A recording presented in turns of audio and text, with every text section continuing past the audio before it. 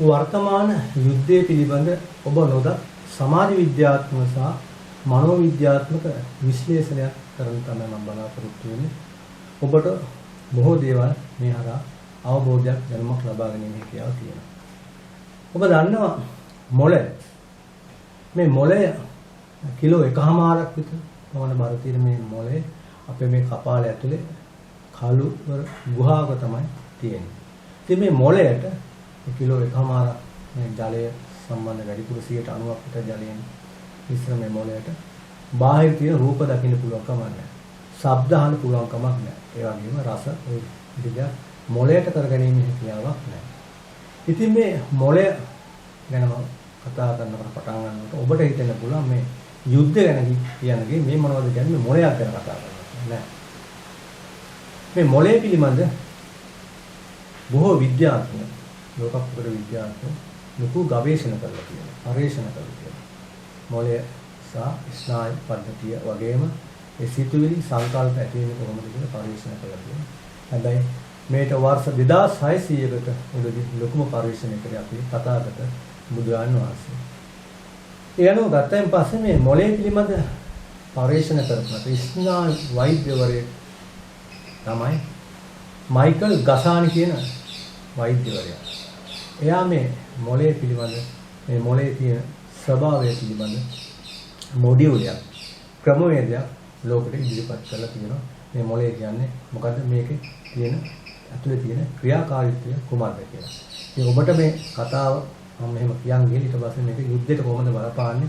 යුද්ධෙන් විනාශ වෙන්නේ කොහොමද? යුද්ධෙන් ජයගන්නේ කවුද කියලා මේ කතාවෙදිම කියවෙනවා. ඒතර මේ මොඩියුලේ විසින් මොළය කරන්නේ මොකද්ද උට? මොළයේ ඇතුලේ තියෙන සංකල්ප අපි කියන්නේ මේ ගත්ත මතකයන් කියලා අපි කියන්නේ. ඒ මතකයන් අනුව බාහිර ලෝකයේ තියෙන දේවල් එකතු කරලා ඒට අනුව ප්‍රතිචාර දක්වන්න තමයි මොළය ඇතුලේ තියෙන. මොළය විසින් අලුත් දේවල් නිෂ්පාදනය කරලා අලුත් දේවල් හිතන්න ශක්තිය වැය කරන්න මොළය ඇතු වෙන්නේ නැහැ. මොළය එකට අකමැති කම්මැලි. මොළය කරන්නේ නිතරම කරන්නේ ගත්ත සංකල්ප ගත්ත දේවල් වලට අනුව බාහිර රූපයකට අනුව බාහිර ශබ්දයකට අනුව සංඥාවට අනුව ප්‍රතිචාර දක්වන තමයි මොළය ඇතුලේ. ඒක තමයි ධර්මතාවය. ඒක ලෝක ධර්මතාවය. මේ අනුව ගත්තන් පස්සේ මේ මොළයේ තියෙන ස්වභාවය අලුත් දේවල් දන්නේ නැහැ කියලා මම කියන උදාහරණයක් මම මෙහෙම කිව්වොත් ඔබට මේ තවත් තේරුම් ගන්න පුළුවන්. ඔබ දැක්ක පහුගිය ජනාර්ගලයේදී එක්තරා മന്ത്രിවරයෙක් එක්තරා ප්‍රදේශයකදී මිනිස්සු විසින් ගහලා ඒ മന്ത്രിවරයා මරණයටපත් කරා. එතකොට ඒ ජනාර්ගලයේ වෙලාවේ ඒ മന്ത്രിතුමා පාරේ තමගේ වාහනේ පදවා යන ඩ්‍රයිවර් සමග එයා දැක්කයින් පස්සේ මිනිස්සු වට වෙලා මේ മന്ത്രിතුමා දැක්කයින් පස්සේ එයාට ගහලා එයා මරණයටපත් කරනවා. ඒතර ඒ මිනිස්සුන්ගේ සිතට දෙන්නේ මොනවද? තිබිච්ච දේවල්.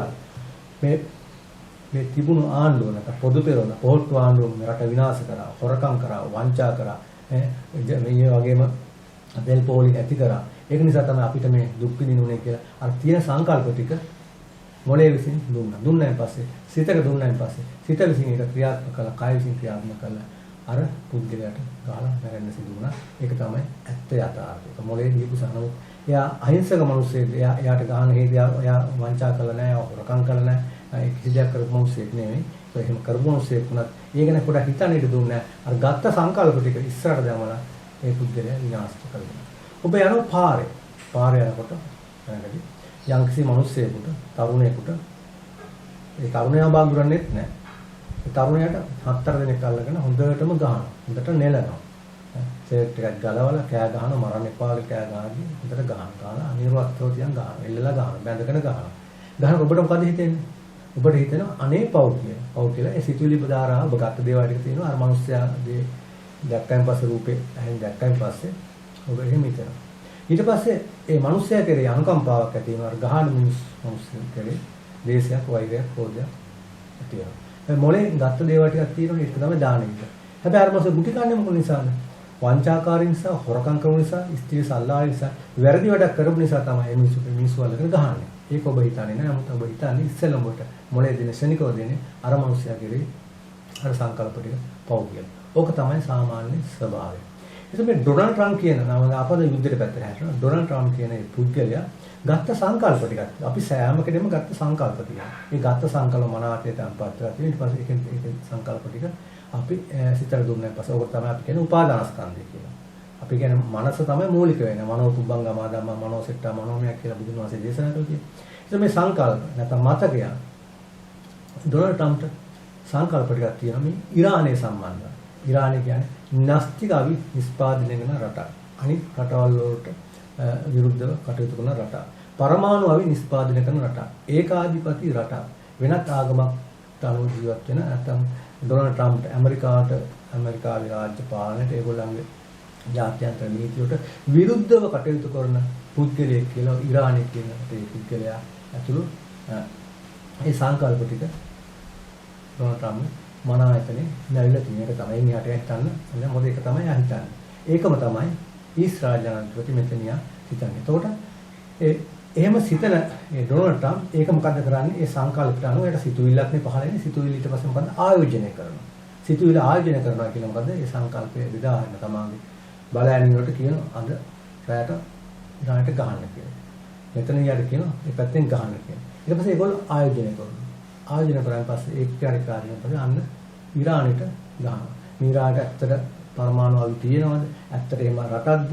මේ ස්වාධීන රාජ්‍යයක් වෙනම රාජ්‍යයක් ඒගොල්ලන් කිසි ප්‍රශ්නයක් අනිසාරට නැද්ද? ඒ මොයි ඉඳ දෙන්නේ අර ගත්ත සංකල්ප ටික අනුව ක්‍රියාත්මක කළා අර රටට ගහනවා. තව සංකල්පයක් තියෙනවා සමාජ විද්‍යා සංකල්පයක් තියෙනවා broken window කියන බහලක් ඇති මේක. broken window කියන්නේ යම් කිසි බිල්ඩින්ග් එකක නැත්නම් ගෙදරක වෙන්න පුළුවන්. කොහොම හරි ඒ window කියන්නේ broken කියන්නේ කැඩිච්ච ජනේලයක් තියෙනවා. අපිට මේ පිටිපස්සේ කියන්නේ ඒ කැඩිච්ච ජනේලේ මම පස්සේ ඒ කැඩිච්ච ජනේලෙන් ඇතුල් වෙනවා හොරු. හොරු ඇතුල් වෙලා මොකද්ද කරන්නේ? ඊට තියෙන බඩු ටික අරගෙන යනවා. ඒ ජනේලේ අරන් ගියා ඊට පස්සේ ආයෙ මොකද වෙන්නේ? ජනේලේ අපි හදන්නේ නැහැ. අපි මේ ඇතුලේ තියෙන සිතුවිලි ගත්ත සිතුවිලි ටික යථාර්ථ හිතන අපිට දෙන්නේ නැහැ. හදන්නේ නැහැ. මොකද්ද කරන්නේ? ඒක දුරදී හිතන්නේ නැහැ කියන එක අපි කියන්නේ. අර ජනේලේ හදන්නේ නැහැ. ඊට පස්සේ මොකද වෙන්නේ? ඒ අවට ඉන්න තවත් ඉඳ තියෙන වෙලාවලි තවත් වරින් වර හොරු එකට ඇතුල් වෙනවා. ඇතුල් වෙලා මේ පැත්ත ප්‍රදේශෙම හොර ගුහාවක් බවට පත් වෙනවා. මේ ජනේලේ හදන්නේ නැහැ. ඒ ඉරාන ජනාධිපතිට ඉරානට ඩොනල්ඩ් ට්‍රම්ප් ගැහුවෙන් පස්සේ මොකද වෙන්නේ? අන්න ඉරානයේ විසින් ඊට පස්සේ ඒ ආවට තියෙන රාජ්‍ය කොටවම නෙලනවා. ඒක නෙමෙයි දැන් සිදුවලා තියෙන්නේ. අර ජනේලේ හැදුවනම් අර වැරද්ද නිවැරදි කරගත්තා නම් රටවල් වලින් අර වෙනත් රටවල් 9කට විතර ගැහුවනේ ඉරානේ. ඒ ගැහීම සිදු වෙන්නේ නැහැ. ඒ සිදුවීම පොතේ දුරට ගියයින් පස්සේ මුළු ලෝකෙම බලශක්ති අරුබුදය දක්වාද පැමිණලා තියෙනවා. ඒ මෙන්න මේ ක්‍රමවේදය ගත්තයින් පස්සේ අපිට සිතුවිල්ලක් තමයි පහළ වෙන්නේ. මේ සිතුවිල්ල ආයෝජනය කරායින් පස්සේ හරියට මේක තේරුම් භාෂාවෙන් තව කිව්වොත් පොඩි ඇටයක් හිටවනවා. ඇටයක් හිටුවෙන් පස්සේ මේක ගසක් බවට පත් වෙනවා. ඊට පස්සේ ගස ඊට පස්සේ මහා පඳුරක් බවට පලාතම වෙලා ගන්නවා. කවුල කරලා. අනේ පොඩි සිතුවිල්ලක් නිසා මුළු සමාජෙම වෙලා ගන්න සමාජෙම විනාශය කරා යන ගමනට තමයි තල්ලු වෙන්නේ. මම මේක තවත් උදාහරණ කිහිපකින් වලට පැහැදිලි කරලා දෙන්නම්. ඒතකොට මේ සිත විසින් නැත්නම් මේ මොළය විසින් කරන්නා මේ වංචනික ක්‍රියාවලිය අපි නොදැනුවත් අපිට හොරෙන් කරන්නා මේ වංචනික ක්‍රියාවලිය අපිට වන්නේ. ඔබ බලන්න ලෝකේ ඉන්න විද්‍යාඥයෝ සා ලෝකේ අලුත් දේවල් සොයාගත්ත බුද්ධිල ගත්තම පස්සේ මේ ලෝකේ ජනගහනය ගත්තම පස්සේ කීයෙන් කී දෙනාද අලුත් දෙයක් සොයාගෙන ඉඳ දෙන්නේ නැහැ. බුදුදහම කියන අලුත් දෙයක්. බුදුන් වහන්සේ අලුත් දෙයක් සොයාගන්න. අපි කිසිම අවස්ථාවක මොලේ ඉඳ දෙන්නේ නැහැ. ඒවට ශක්තිය වැය කරන්නේ නැහැ මොලේ. කම්මැලි. තියෙන දේවල් ටික ගත්ත සංකල්ප ටික තමයි යහට මම කලමනාකරණය කරලා තල්ලු කරලා මේ ලෝකේ බාහිර දේවල් ටික ලෝකයක් කියලා අපිට ඇතුළට රන් දෙන්නේ. ඒට අනුව තමයි අපි සිතක් කයක් වචනයක් වැඩ කරන්නේ. ඒ අනුව ගත්තයින් පස්සේ අපි අතීතයේ ගත්තයින් පස්සේ බුද්ධ කාලේ ගත්තයින් පස්සේ යම්කිසි සටනක් ආරම්භ කරපු ගත්තයින් පස්සේ කවදාවත් ජයග්‍රහණය කළා නැහැ. සටන ආරම්භ කරපු. ඒ වගේම ගත්තා මෑත ඉතිහාසයේ මෑත අතීතයේ ගත්තයින් පස්සේ අපි ගත්තා පළවෙනි ලෝක යුද්ධය, දෙවන ලෝක යුද්ධය හිට්ලර් පටන් ගත්තා. ජයග්‍රහණය කරේ නැහැ. ඒ වගේම ගත්තයින් පස්සේ ඉරානෙට ඇමරිකාව ගත්තා. ගැහුවා. ඇමරිකාවට බලාපොරොත්තු ජයග්‍රහණය ලබන්න පුළුවන්. ඇෆ්ගනිස්තානට, වියට්නාමයට ගැහුවා ඇමරිකාව. ජය ගන්න පුළුවන් කමක් තිබුණා. ඒ වගේ ඔබ දන්නවා වර්තමාන පසුගිය කාලේ ගත්තයින් පස්සේ අපේ LTT එක යුද්ධයක් පටන් ගත්තා. ජයගත්තේ නැහැ. 71 88 කැරලි පටන් ගත්තා. ජයගත්තේ නැහැ. ඒ වගේ ලෝක ඉතිහාසයේ කිසිම තැනක යම්කිසි යුද්ධයක් හෝ වේවා නැත්නම් ගැටුමක් හෝ වේවා පටන් ගත්ත කෙනා පටන් ගත්ත පාර්ශවයේ කිසි තැනක කිසි අවස්ථාවක ජයග්‍රහණය කළා නැහැ. අද වර්තමානයේ බලන්න. පොඩි දෙයක් ගන්නකො. මත්ද්‍රව්‍ය විකුණන. පාතාල වැඩ කරනවා. මිනි මරලා සතියයි 2යි මාසයකට අහුවෙල ඉවරයි. මත්ද්‍රව්‍ය විකුණනවා. විකුණන හිත කියනවා. මේ මිනිස්සු අහුවෙනවා. අහුවෙලා හිරෙත් යනවා. තව කට්ටියක් ඒක කරනවා. ඒකම තමයි කියන්නේ. අර මොලේ කරන්නේ ඒ වගේ මහා වංචනික. ඒක තමයි අපි මුලාවට අහුවෙලා තියෙන්නේ. ඒක තමයි බුදුදහම කියන්නේ අවිද්‍යාව. අවිද්‍යාව කියන එක. මේ අවිද්‍යාව නිසා තමයි මේ ලෝකයේ පොඩි දෙයකින් විනාශ කරලා ගිනි පුපුරකින් සම්පූර්ණ ගිනි ගොඩක් බාටපත් කරන්නේ. දැන් පත්‍ය විඥානේ ආර්ථික වශයෙන්, සමාජීය, දේශ වශයෙන්, දේශපාලන වශයෙන් විනාශයටපත් වෙන්නේ. ඔන්න ඔය යථාර්ථය. ඔය යථාර්ථය සාමාන්‍ය කෙනෙකු තේරුම් ගන්න කියලා නෑ. මේ යුද්ධ ගැන සාමාන්‍යයෙන් විශ්ලේෂණය කරනකොට පැත්ත කට්ටියක් කතා කරන ඉරානට බරව. තවත් කට්ටියක් කතා කරන ඇමරිකාවට සහ ඊශ්‍රායලට බරව. ඉදිරියෙන් ඇමරිකාව පරාජයටපත් වෙනවා. ඒ වගේම ඇමරිකාව කියන රටක් ගත්තයින් පස්සේ නිතරම දේශසාගත වෛරසාගත කටයුතු කිරීම නිසා මේ ලෝකයේ තියෙන විශ්ව ධාතුව පඨවි ආපෝ තේජෝ වගේ ස්කන්ධ ධාතු හතර නැත්නම් ස්කන්ධ ගත්තම පරමාණු මේ කම්පණය වෙන වේගෙන් කම්පණය වෙනකොට මේ රටේ පුද්ගලයන් චිත්ත තරංග වෛර චිත්ත තරංග ගමන් කරනකොට ඊට පස්සේ ඒවා විකෘති වෙලා ස්වාභාවික විපත්ති තියෙනවා. ඔබ බලන්න ලෝකේ වැඩිම ඩොනාල්ඩෝ සුළු කුණාටු වගේ දේවල් වලින් විනාශයටපත් වෙන්නේ ඇමරිකාව. ඒතකොට ඉදිරියේදී ඇමරිකාවට අන්තිම පරාජය වගේම සබාධර්මන පරාජයටපත් වෙන වගේම ඊශ්‍රායල කියනට සමාන විදිහට නොතිබෙන්නත් පුළුවන්. මෙතෙන් දියා කියන පුද්ගලයා හොයාගන්නත් තියෙන පුළුවන්. ඒක තමයි ධර්මතාවය. ඒක තමයි හේතුඵල ධර්ම. ඔය ධර්මතාවය. ඉරාකයේ කියන රට ගත්තන් පස්සේ මෙසොපොතේමියාවේ රට ගත්තන් පස්සේ අපේ බුදුන්ගේ බුද්ධ ඉතිහාසයට පරිදි අවුරුදු 4000ක් විතර තරණ ඉතිහාසයක් තමයි ඉරාකයේ තියෙන්නේ. ඉරානයේ තියෙන්නේ. එතකොට ඒ ආධ්‍යාත්මික නායකයෝ ඉන්නවා. එතකොට ඒගොල්ලෝ සාමාන්‍ය යමක් හිතනවා.